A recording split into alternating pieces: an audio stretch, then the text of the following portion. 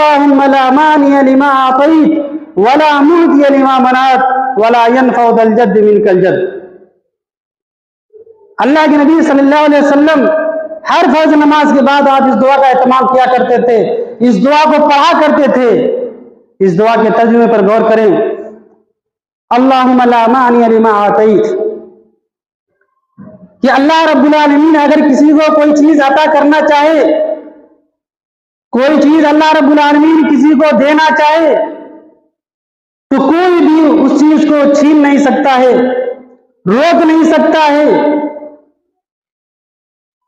اللہم لا مانع لما اعطیت ولا معطی لما منعت، اور اگر اللہ رب العالمین کسی سے کوئی چیز روکنا چاہے تو دنیا کی ساری طاقت مل کر کے اس کو وہ چیز دے نہیں سکتی۔